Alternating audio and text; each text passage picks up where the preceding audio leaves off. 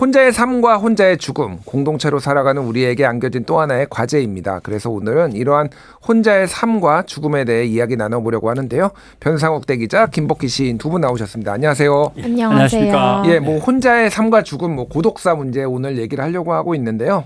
일본에서 최근에 충격적인 조사 결과가 발표됐습니다. 일본 경찰 보고서에 따르면 올해 상반기 동안 일본에서 4만 명이 집에서 홀로 사망한 것으로 조사가 됐습니다.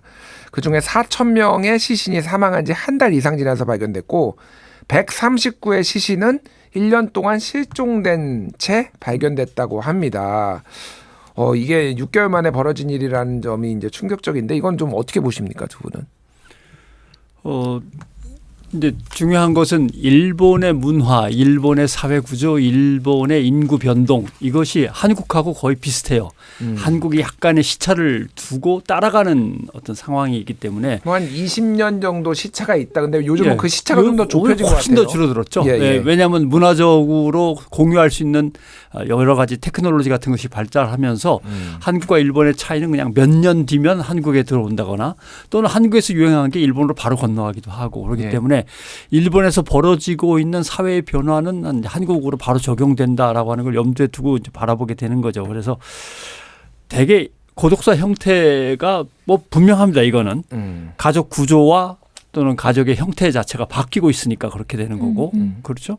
그다음에 저출산 고령화도 문제가 되는 거고 또 이제 흔히 생각을 안 하는 게 이제 불황이라고 하는 걸 생각하는 거죠. 경기 침체가 길어지면 당연히 고독사 문제가 심각해지고 앞에서도 걱정을 하셨다니까 그러는데 국가가 복지 예산을 줄이고서 안 돌보면 또 더 심해지는 거고. 그러니까 고령화와 함께 고독사라고 하는 것은 되게 노인한테 이제 초점을 맞추게 되지만 일본의 경우 보면은 노인에서 노인 1인 가구에서 노인 2인 가구로도 오고 그다음에 젊은 2인 가구 어떨 때는 가족 전체. 우리도 가끔 보면 가족 전체가 안타까운 선택을 하는 경우도 있듯이 그런 게 많아지는 거죠. 그래서 고독사라고 하면은 어떤 나이든 노인의 한 사람의 문제가 아닌 사실은 사회 전체가 병들고 있는 것의 징조입니다. 그렇군요. 일본 국립인구 및 사회보장연구소의 올해 초 연구 결과에 따르면 2050년까지 혼자 사는 노인의 수가 일본에서는 1,080만 명이 될 거다라고 하면은 뭐 1억 3천만 명 정도 되거든요. 일본 인구가. 뭐 이제 그때 2050년에 어떻게 인구가 변하는지 모르겠으나 대략적으로 한 뭐 8분의 9%? 8-9% 정도 이 정도 되는 것 같습니다. 근데 이게 저는 남 얘기 같지가 않아요. 사실은 말씀하셨다시피 일본하고 한국하고 좀 워낙 닮아가는 것도 있고 뭐 몇 가지 지표를 좀 말씀드리자면은 우리나라는 노인 빈곤율이 2020년 기준으로 40.5%로 OECD 국가 중에 1위입니다. OECD 평균은 14.2%고요. 압도적인 일이에요. 노인 빈곤율.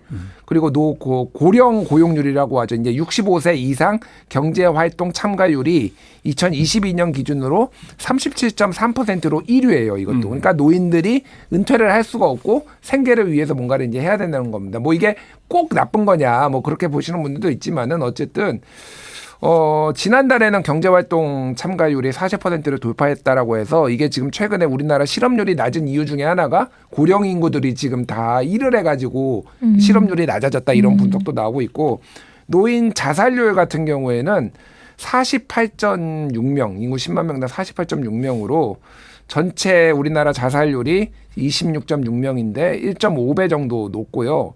OECD 평균보다 3배 높습니다. OECD 평균은 18.4명. 그러니까 이게 이제 고독사 중에서는 소위 말해서 이제 자연스럽게 돌아가신 분들도 있고 자살도 있을 수 있고 뭐 여러 가지가 있는데 제가 이렇게 쭉 수치를 말씀드린 이유는 한국은 더 심각해질 수도 있겠다. 뭐 이런 생각이 좀 들어서 제가 이런 수치들을 지금 말씀드린 거예요. 김복희 씨님 좀 어떻게 보십니까?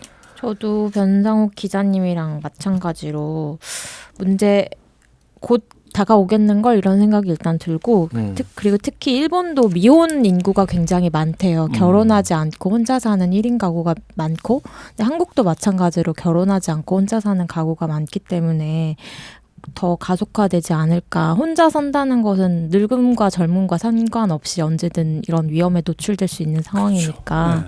그래서 지금 뭐 갑자기 그렇다고 누구랑 같이 살게 하거나 이럴 수도 있는 문제가 아니니까 혼자 사는 가구 중심으로 이 고독사 문제를 다시 재편해야 되지 않을까 이런 생각도 들어요. 자식이나 뭐 이런 친척이 있을 거라는 가정하에 지금 많은 정책들이 수립돼 있는 것 같은데 예. 그렇지 않는 걸 완전히 가정하고 새롭게 수립해야 되지 않을까 그런 생각이 들었습니다. 그렇군요.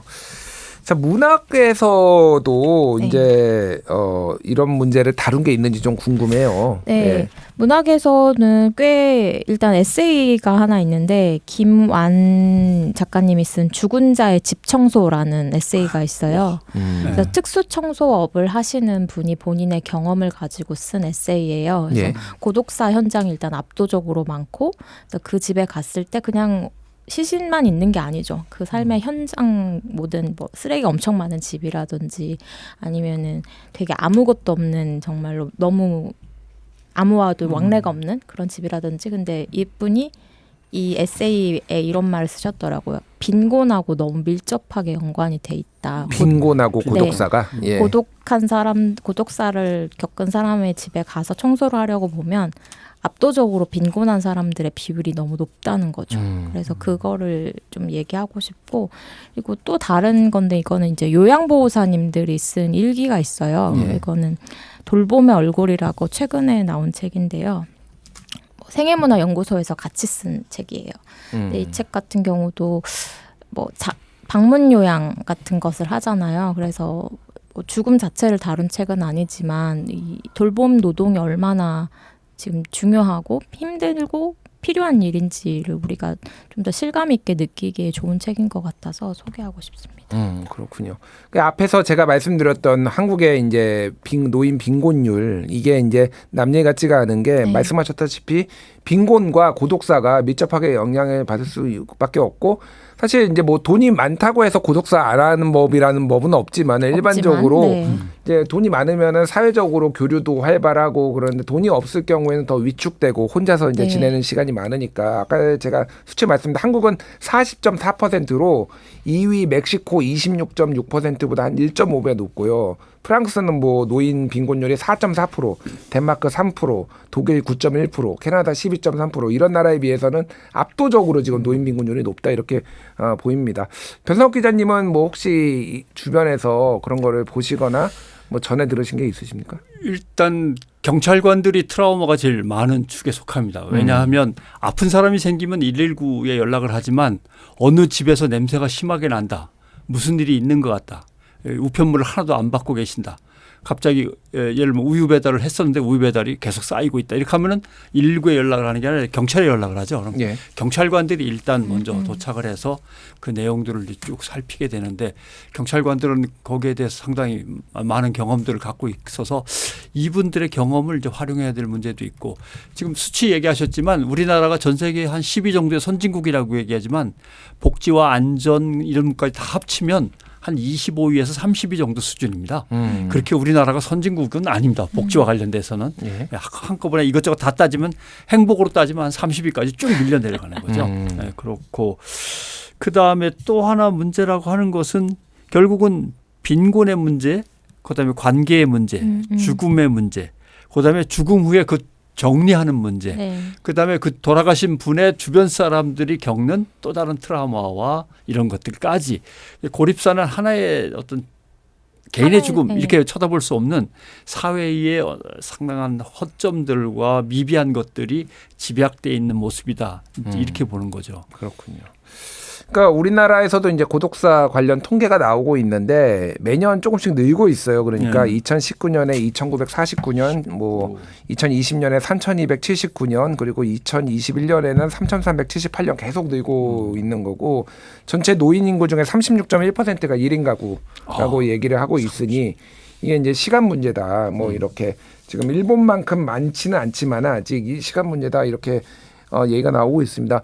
일단 노인들 고독사를 예방하기 위해서는 좀 어떤 것들이 필요할까? 최근에는 이제 우유 배달 말씀 아까 전에 잠깐 언급하셨는데 예. 우유 배달을 해가지고 우유가 쌓이면은 바로 이게 문제가 있구나라고 이제 신호를 알 수 있어서 그 배달하시는 분들이 이렇게 관청이나 이런데 뭐 이렇게 신고도 하고 그런 방법이 있더라고요. 예. 그러니까 우유 배달과 신문 배달이라고 하는 것 그 글자를 보면 벌써 일본 생각이 확 나죠. 우리는 신문 배달이라는 게 집집마다 신문 배달이라는 게 이제 거의 없는 상황이니까. 맞아요. 예. 고지서를 그래서 많이 이용한다고 그렇죠. 하더라고요. 그래서 네. 일본이 제일 먼저 이제 한 것이 혼자 사시는 분들에게 어떤 변화가 있을 때 그걸 빨리 알아챘으면 좋겠는데라고 해서 결국 관공서가 하려니까 관공서는 손이 모자라고 시민단체하고 협정을 네. 맺어서 뭔가 해보려고 했는데 시민단체도 일일이 그게 어려우니까 우유 배달, 신문 배달 뭐 이런 것들과 이제 연계지어서 거버넌스를 갖다 형성해 봤던 거고 결국은 이분들을 어떻게 돌볼 거냐 하는 돌봄의 문제하고 그다음에 안부를 갖다 그때그때 확인할 수 있는 문제. 예를 들면 주민센터라고 하죠. 주민센터에서 복지사가 어떤 분들에게는 일주일에 한 번씩 꼭 전화를 걸어본다라든가 이런 것들이 이제 생겨났고 고립을 방지하기 위한 사회관계의 확대 이게 무슨 방법이 있을까 하다가 나온 방법은 노노케어라는 게 나온 거예요. 서로 어렵다면 어려운 분들끼리 늘 소식을 주고 받으면서 돌보는 그 방식. 그다음에 고독사의 조기 발견을 위한 어떤 긴급 연락 시스템의 구축 뭐 이런 건데 이게 다 보면 벌써 책상에서 행정 그냥 용어로 만든 네. 단어들만 그냥 계속 열거되는 거지 실제적인 대책이 없어요. 그러니까 맨 처음에 앵커께서 얘기하신 대로 일본의 상황이 이게 안 먹히니까 그렇게 된 거죠. 이게 먹힌다면 어떻게든 해결이 되는데 발견했겠죠. 네. 전혀 안 먹히고 이게 책상에서 만든 대책이 그냥 거기서 거기 빙빙빙 도는 거죠. 그렇군요. 알겠습니다. 지금 청년들 고독사도 지금 문제가 많이 된다라고 해요. 일본 산케이 신문 보도 결과에 따르면 3년간 도쿄에서 혼자 살다가 고독사한 청년이 742명이 된다라고 하고 40%는 사망 후 발견되기까지 나흘이 소요됐다고 이런 얘기도 있습니다. 우리나라에도 서울의 청년의 13만 명이 은둔형 외톨이다. 물론 이분들이 다 고독사하는 건 아니지만은 네. 집에서 안 나오고 특히 이제 취업을 위해서 혼자 자취하는 경우에는 굉장히 위험군에 속한다 이런 얘기도 있는데 청년들 이런 고독사 문제는 좀 어떻게 해결해야 될까요? 일단은 문제가 그 일을 하지 못하는 상태가 제일 큰 문제인 것 같아요. 물질적으로 사람이 고립되게 되면 반드시 이렇게 사회적으로 고립을 만나게 되기 때문에 그래서 뭐 취업 교육이나 이런 것들도 한다고 하더라고요. 고립 청년 대상으로 그런 걸 봤는데 또 여성 청년하고 남성 청년하고 아마 또 고립의 느낌이나 양상이 좀 다를 거라는 생각이 들어요. 그래서 이 섬세하게 일단 접근을 해야 되지 않을까 이런 생각도 들고 사회 전반적으로 이 청년들이 나올 수 있게 일단 고독사를 한다는 것 자체가 밖에 안 나온다는 거니까 나올 수 있게 하는 방안이 필요한데 제가 행정가가 아니니 어찌해야 할지 답이 없습니다. 일본 같으면 고독사를 1기, 2기, 3기로 대충 나눕니다. 짧게. 예. 1기는 뭐 나이 든 사람들이 이제 이사 가고 혼자 남게 되니까 2기 같으면 이제 고베 대지진이 있을 때 이건 이제 알코올 중독이라든가 이제 별도의 수용 시설에서 많이들 돌아가셨고 3기 때는 이게 진짜 말씀하신 대로 30대 40대 젊은 여성들 쪽으로 이게 서서히 번지는 게 발견되어서 알겠습니다. 상당히 어렵게 생각을 하고 있죠. 예. 지금 오늘은 고독사에 대해서 얘기 나눴습니다. 두 분 감사합니다.